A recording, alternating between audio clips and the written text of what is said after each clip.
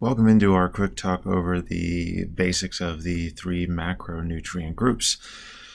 So this will probably be a little bit of a longer talk than 5 minutes, but I'll try to go and keep this as short but informative as I possibly can. So, macronutrients. Macro means larger, so these are my three larger groups I have in our diet or in our dietary habits, which are carbs, which I'll go in shorthand as CHO, carbohydrates, fats, and proteins.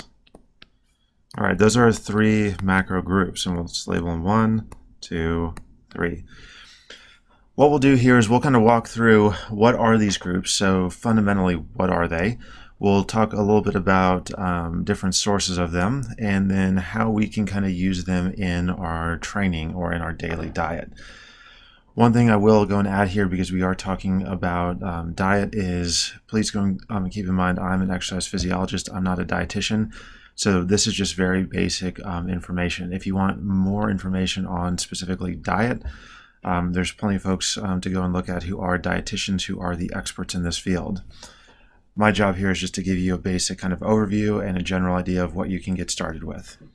All right, so let's do this. Let's scroll down here, start with number 1. Carbohydrates. All right, as we'll see, all of these kind of have a fundamental building block. And for carbohydrates, it's the monosaccharides. All right, these are three, for us, fundamental things that we're going to go and explore. It is glucose, fructose, and galactose. So you can think of these three for us as three basic like Lego blocks. They're comprised of a range of things, but mainly carbon, hydrogen, and oxygen. And depending on how they're composed, they make one of these three groups. These are the building blocks that will break everything down to when we get into actually having to use this. So if you go and take a look at how do we make ATP, you'll see that we're primarily using this form right here. So these are my three basic ones. If I take two of these and join them up, like a glucose and a fructose, I get a disaccharide, because again, di means two. So these are going to be, again, pretty fast to break down, and these include a group that you all have heard of. It's called lactose, as well as sucrose, and these, like I said, break down pretty easily, but they do break down a little bit slower than our first group, because these we can use immediately. These ones we have to go and break apart into these original groups up here before we can use it. Everything else for us we'll call polysaccharides. Poly means many, so we're going to take a lot of these things and make these big chains out of them. These are things like starches and fibers and all of these things that take time to break down. So now that we have an idea of the three groups, what do we do with them? Let's move over here slightly. All right, well, if we go and look in general, we could call these two the simple groups. They go and break down very fast. And our last group, the complex group. And this is making this a little bit too basic, but as an idea, it will get us started. So in our daily diet, we want to focus on, and I'll scroll over, for our everyday stuff, we want to focus on complex forms. And that's things like fruit, veggies, whole grains, like that type of stuff. I'll put WG here. Because these are going to go and produce a smaller blood sugar spike than things like a pixie stick. This is good for us because we know that that reduces risks for your heart, for being a diabetic, for a range of things. However, when we start to work out, we need fuel fast. And if you watch, again, the ATP talks, you'll see that using a glucose is really efficient, and it is what we're going to use when we work out really hard. So therefore, if we're going to go and work out, we can do either a mixture of each one, or we can just aim for simple. So this would be things like what you find in goo gels. or what you, let's see, I have to think here. If you drink a sports drink, that is going to be heavily comprised of simple carbohydrate groups.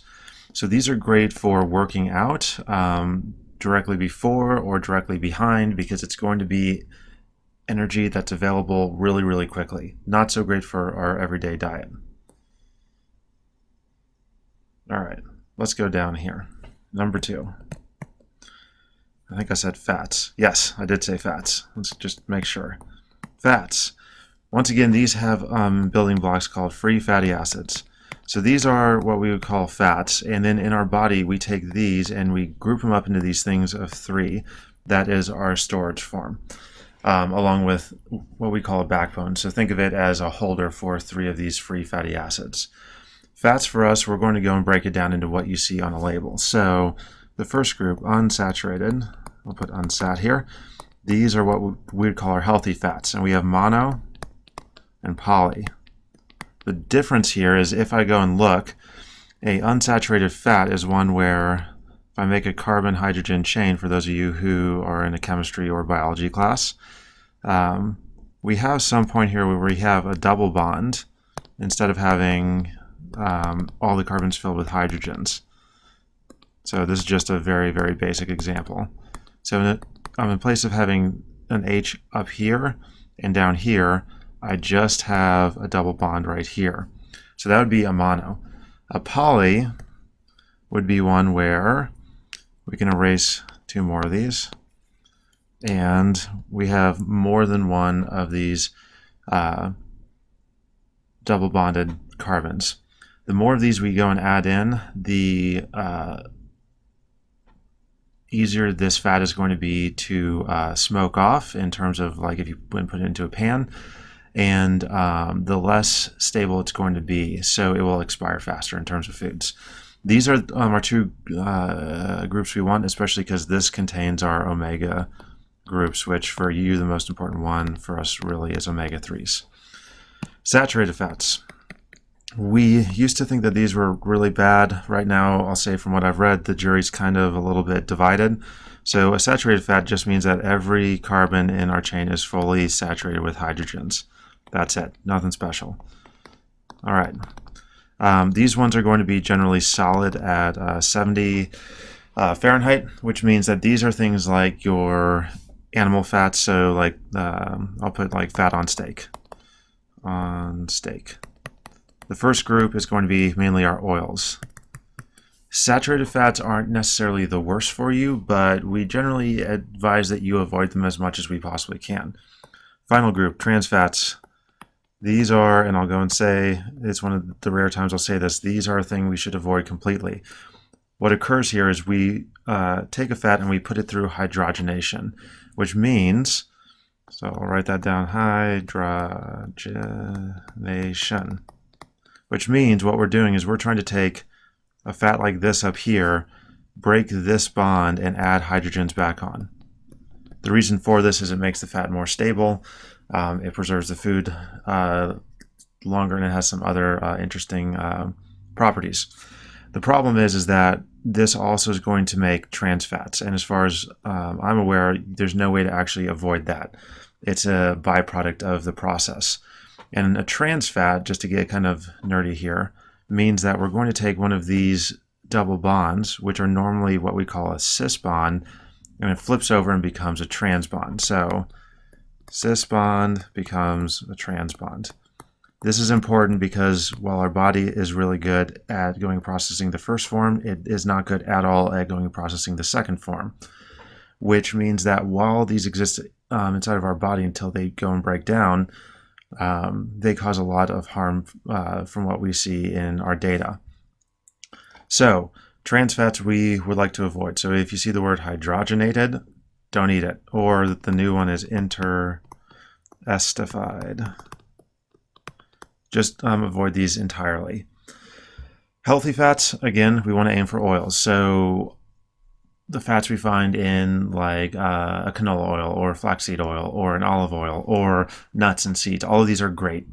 Fish is also a great one. We just have to go and keep in mind only have a serving or 2 a week, because we have the heavy metals concern if you're going to eat any form of larger fish. Last one, 3, proteins. So I'll just go PRO. Proteins.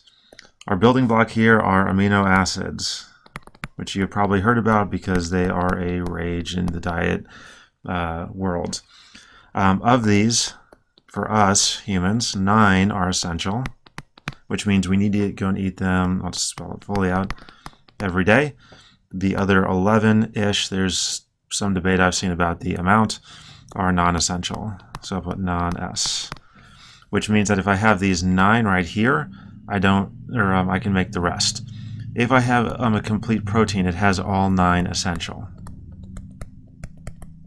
Here's where we get into a back and forth. Proteins, what we want is lean, complete protein forms. That's what we call ideal. And really, and this is just a thing for you to know, if it comes from a source that was living, so think like chicken meat, beef, bison, eggs, that type of stuff, it's not only complete almost always, as far as I'm aware, but it's also more what we call bioavailable. So animal products are more available to us. This is not to say that if you're a vegetarian or a vegan, you need to go and change. If you're going to do plant sources, you need to go and make sure, number one, that they're complete, that you eat all of the 9, which will probably take some mixing and matching. And number 2, that you eat a little bit more because they're not quite as available, so we don't absorb them quite as well. So you can go and work with either way. If you're going to go with a thing that's from a living being, you want to think low fat or healthy fat, so low fat, so lean for that source. Fish is a great source here because it's protein and really good fats. However, again, only a serving or 2 a week. If I'm going to do plants, think about diversity. There are complete sources, but they're much less prevalent than what we see if we eat meats. So that's our talk about our 3 major groups.